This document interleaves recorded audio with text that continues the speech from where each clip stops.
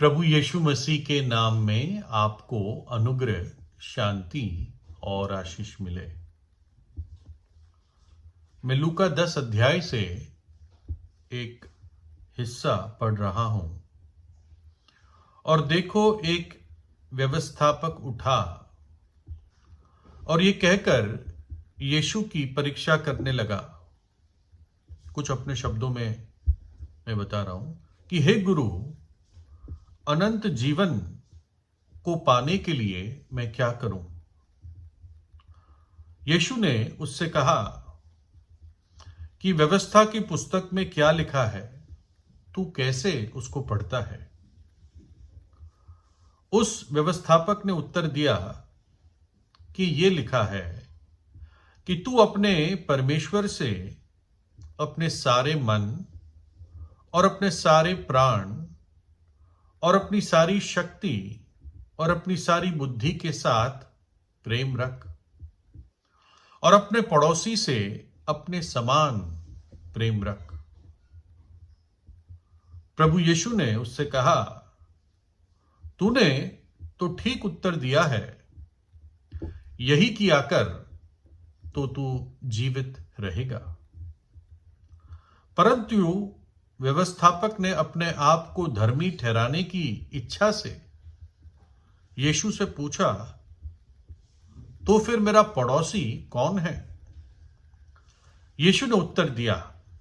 अब प्रभु यीशु एक घटना उस व्यक्ति को बताता है कि एक मनुष्य यरूशलेम से यरीहो को जा रहा था, एक नगर से दूसरे नगर जा रहा था, कि डाकुओं ने घेर कर उसके कपड़े उतार लिए और मारपीट कर उसे अधमुआ छोड़कर चले गए, आधा मरा हुआ छोड़कर चले गए। और ऐसा हुआ कि उसी मार्ग से एक याजक जा रहा था, परंतु उसे देख के कतरा कर चला गया। याजक ने सोचा, शायद कि इसको छूऊंगा, यदि ये मर गया तो मैं अशुद्ध हो जाऊंगा। तो याजक दूर ही से चला गया कि कौन जिम्मेदारी ले, कौन ऐसी बला अपने सिर पे ले, और याजक वहां से चला गया। इसी रीति से एक लेवी जो याजक का असिस्टेंट होता था, सहायक होता था, इसी रीति से एक लेवी उस जगह पर आया। वह भी उस अधमुए को देखकर कतरा कर चला गया। परंतु एक सामरी यात्री वहां आ निकला, और सामरी यात्री ने उस अधमुए को देखकर उस पर तरस खाया और उसके पास आकर उसके घावों पर तेल और दाखरस डालकर पट्टियां बांधी। उन दिनों का एंटीसेप्टिक और पेन किलर, तेल और दाखरस डालकर पट्टियां बांधी, और अपनी सवारी पर चढ़ाकर सराय में, होटल में ले गया और उसकी सेवा टहल की। दूसरे दिन उसने 2 दिनार निकालकर भटियारे को दिए, होटल के जो मैनेजर था उसको दिए, और कहा, इसकी सेवा टहल करना, और जो कुछ तेरा और लगेगा वो मैं लौटने पर तुझे भर दूंगा। ये यहां आता जाता था, ये सामरी यात्री। अब तेरी समझ में जो डाकुओं में घिर गया था, इन तीनों में से उसका पड़ोसी कौन ठहरा? है ना? सवाल व्यवस्थापक ने प्रभु यीशु से पूछा था, तो मेरा पड़ोसी कौन है? अब प्रभु यीशु ये 3 व्यक्तियों के उदाहरण उसके सामने रखकर उससे पूछता है, इन तीनों में से उसका पड़ोसी कौन ठहरा? उसने कहा, वही जिसने उस पर तरस खाया। यीशु ने उससे कहा, जा, तू भी ऐसा ही कर। है ना? जब प्रभु यीशु ने उसको कहा, तू जा और ऐसा ही कर, तू भी ऐसा ही कर, और प्रभु यीशु ने भी ये बात अपने जीवन में पूरी करके दिखाई। उस इलाके की अगर हम बैकग्राउंड देखें तो सामरी वो लोग होते थे जिनको एक प्रकार से हीन भावना से देखा जाता था, उनको तुच्छ माना जाता था। उनके गांव से भी वो लोग गुजर के नहीं जाते थे, सामरी के गांव से, है ना। आज ऐसा हम भी देखते हैं, एक ही गांव में एक इलाका दूसरा, और कुछ लोग अपना दूसरा इलाका रखते हैं। जिनको नीच समझा जाता है उनके यहां पानी बह के आता है, वो नीची जमीन पे होते हैं। तो ऐसा नहीं है, मनुष्य पहले से ही दुष्ट रहा और ऐसे ही हीन भावना से एक दूसरे को देखते रहते हैं।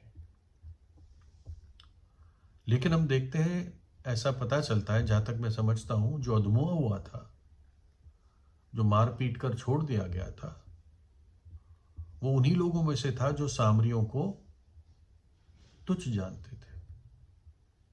लेकिन उसके अपने दोनों लोगों ने मदद नहीं की, याजक ने और लेवी ने उसकी मदद नहीं की,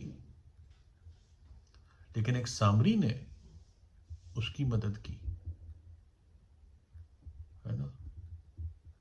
जबकि एक सामरी आम वहां की जनता से घृणा करता, लेकिन उसने उस पर तरस खाया और उसकी मदद की, और एक सच्चे पड़ोसी का उसने रोल निभाया।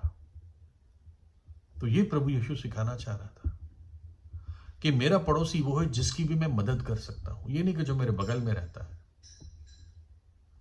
ना? और तरस खा के मदद की उसकी, एक कंपैशन के साथ। जैसे मैंने बताया, प्रभु यीशु ने भी हमारे साथ ऐसा ही किया। क्या किया उसने? उसने अपना स्वर्गीय स्थान छोड़कर, हम जो मनुष्य थे, जो मनुष्य है, मनुष्य जाति, जो अपने पापों और अपराधों में मरे हुए थे, पाप का सागर है ये दुनिया, मनुष्य पानी की तरह पाप को पीता है, और अब हमारे अंदर कोई सामर्थ नहीं है कि हम अनंत जीवन को या मुक्ति को या उद्धार को पा सके या परमेश्वर के राज्य में जा सके। हम योग्य नहीं है, पाप ने हमें अयोग्य बना दिया है, हल्का बना दिया है। हम पत्ते के नाई, सूखे पत्ते के नाई उड़ जाते हैं, ऐसा पाप ने हमें बना दिया है। लेकिन एक सच्चे पड़ोसी की तरह प्रभु यीशु मसीह अपना स्वर्ग छोड़कर इस धरती पर आया।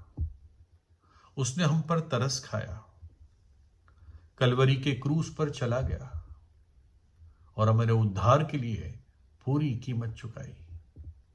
जो कुछ हमें पाप की सजा के रूप में भरना था, वो प्रभु यीशु मसीह ने खुद भर लिया। जगत की सजा को अपने ऊपर उठाया और अपने पड़ोसी से सच्चा प्रेम किया। लिखा है, परमेश्वर ने जगत से ऐसा प्रेम रखा कि अपना इकलौता पुत्र दे दिया, ताकि जो कोई उस पर विश्वास करे वो नाश न हो परंतु अनंत जीवन पाए। परमेश्वर ने अपने पुत्र को क्रूस पर वो भयानक मृत्यु सहने के लिए और मरने के लिए दे दिया, ताकि हम सदा जीवित रह सके, कि हम नरक का दंड ना देखें, क्योंकि पापों की मजदूरी मृत्यु है। पाप मनुष्य को हमेशा के नरक में ले जाता है, जहां पर रोना और दांतों का पीसना है, जहां की आग नहीं बुझती, जहां का कीड़ा नहीं मरता। अपना पवित्र लहू प्रभु यीशु ने क्रूस पर बहा दिया, ताकि हमारे पाप धुल सके जब हम विश्वास करें। मैंने विश्वास किया एक दिन 24 सितंबर 1986, और प्रभु यीशु ने मेरे पापों को अपने पवित्र लहू से धो दिया। वो तीसरे दिन मृतकों में से जी उठा और सदा जीवित है, और वो हर एक व्यक्ति को हर एक पापी को जो उसके पास आता है,